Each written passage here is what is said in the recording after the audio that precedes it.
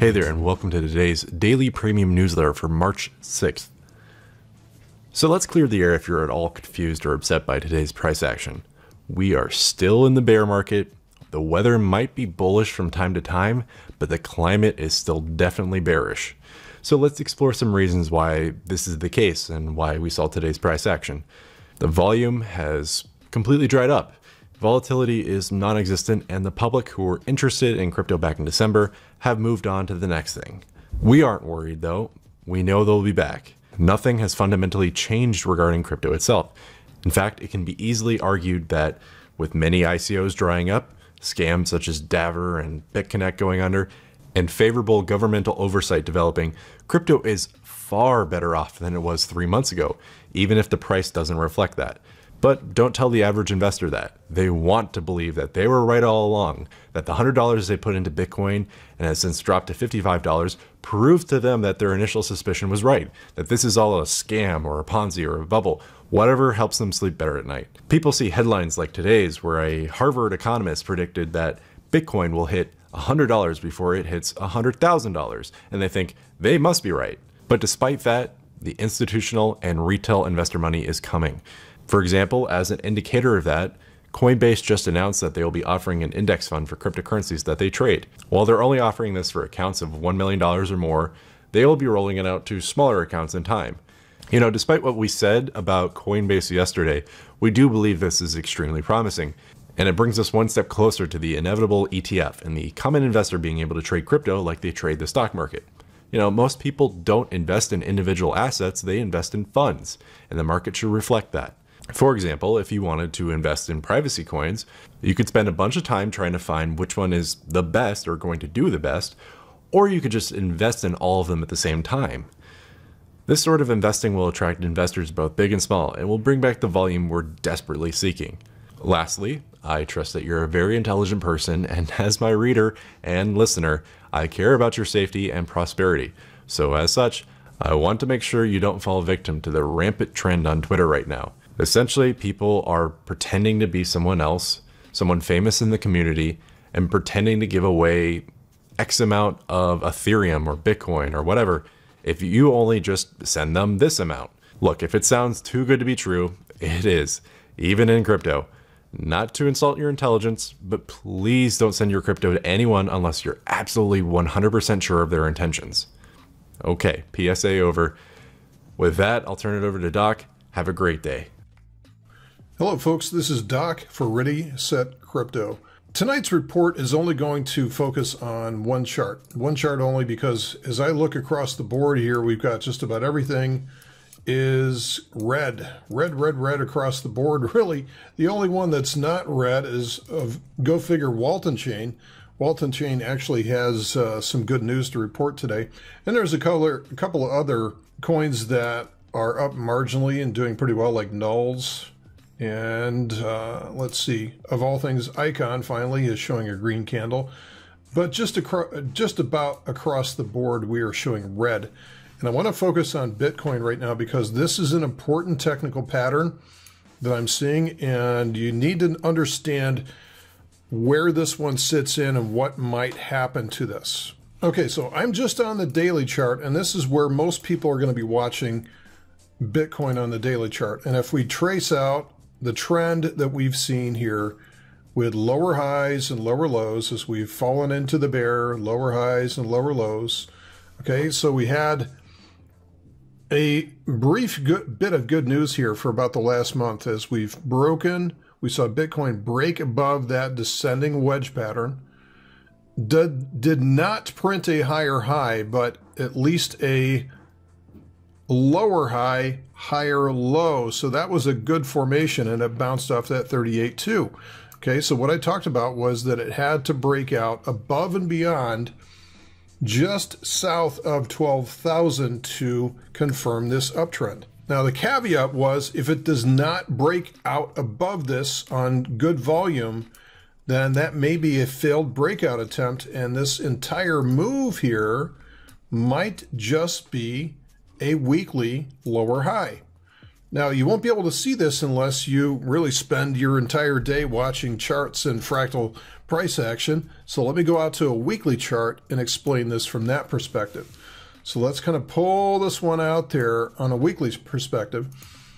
And now what I'm looking at is, again, big uptrend, lower high, lower low. So now the structure is simpler, but unless this gets above and beyond about 12,000, this entire formation, this entire bounce is going to turn into a lower high, and we're going to roll over again on Bitcoin. Now, maybe this is truly what we need to finally see to flush this out, because all of the bag holders up here, those that are still holding right now, need to be flushed out. Now, don't take it personally if you're one of them, but this is in effect what the market is trying to do, because everybody's trying to buy the dip, buy the dip, buy the dip, and then what happens is on the first red candle they're getting out of it. So this is why we're seeing all this choppy price action in this area, because people trying to buy the dip, trying to hold on, and they have a weak hand, so they typically will sell at the first red candle.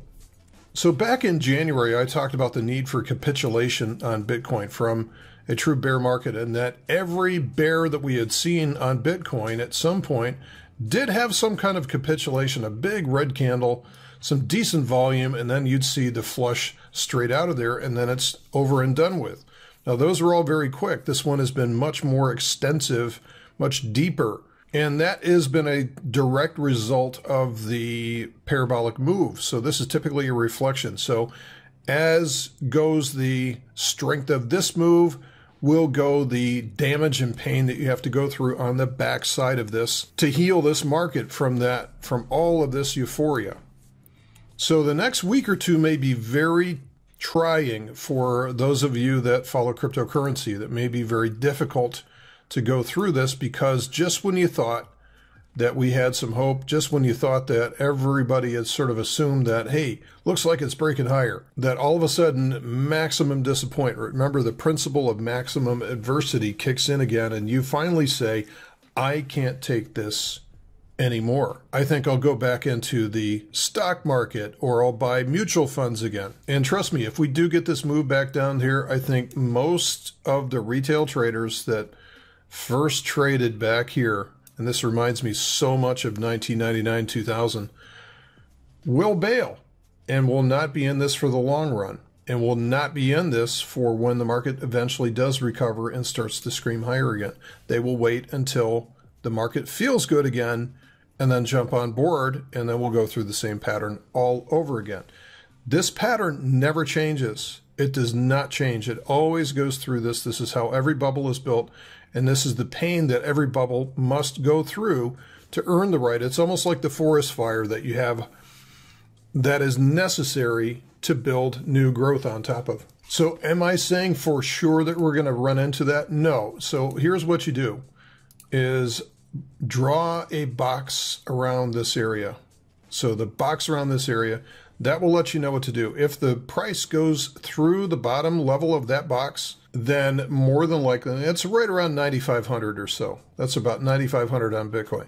If we go through the bottom level of that box and close below there, chances are very, very good that we're going to revisit somewhere perhaps down to 6,000 again.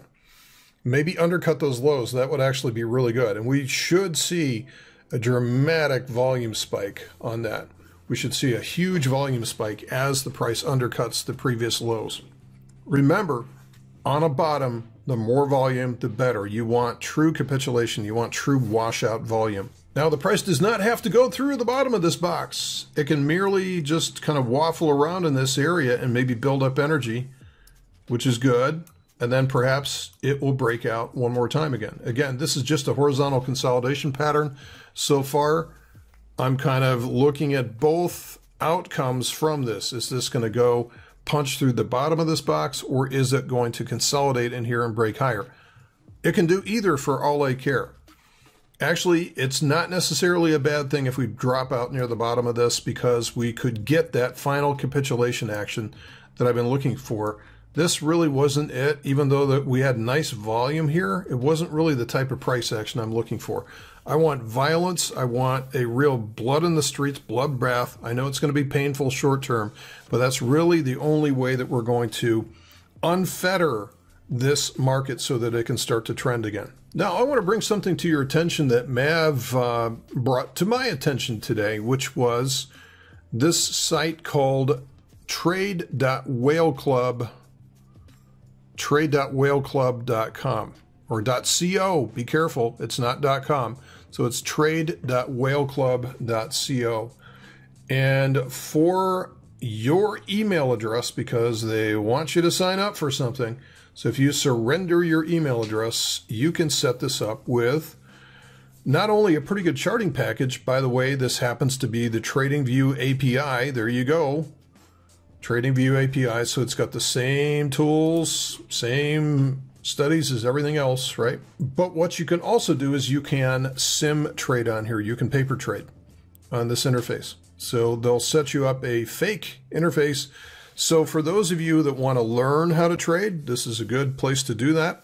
Obviously, they want you to get comfortable with this so that you'll transfer your Bitcoin over to this site and do your trading live from here. So check it out. See what you think. Again, trade.whaleclub.co. Pretty nice little interface. Again, it's got that TradingView chart package. You can do some paper trading on it, get used to trading.